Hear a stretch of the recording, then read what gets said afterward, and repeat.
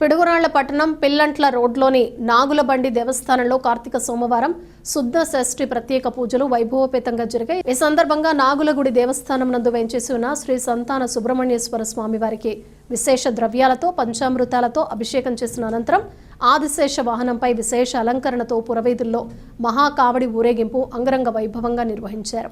ఈ కార్యక్రమం నాగులగుడి దేవస్థానం ప్రధాన అర్చకులు వెంకటేశ్వర శర్మ, దేవస్థానం అధ్యక్షులు గోదే సతీష్, నాగులగుడి కమిటీ యువత తదితరులు పాల్గొన్నారు.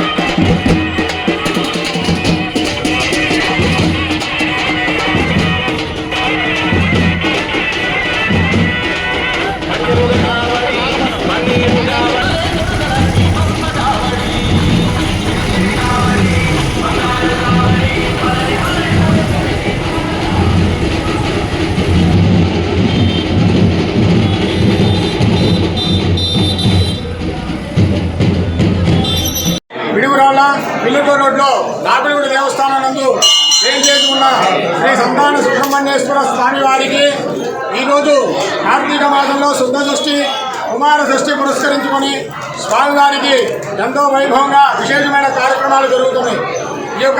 ఈ రోజున షష్ఠి రోజున ప్రాతకాలంలో 5 గంటలకు మంగళ వాయిద్యాలు, అదేవిధంగా 5:30కి మళ్ళీ దేవజనాథ మీద సుబ్రహ్మణ్యేశ్వర స్వామివారి ఉత్సవముద్ర పూజా కార్యక్రమం, అదేవిధంగా స్వామివారి 6 గంటలకు స్వామివారి మూల విరాటికి పంచామృతాలు విశేష ద్రవ్యాలతో అభిషేక కార్యక్రమం చేయించడం జరిగింది.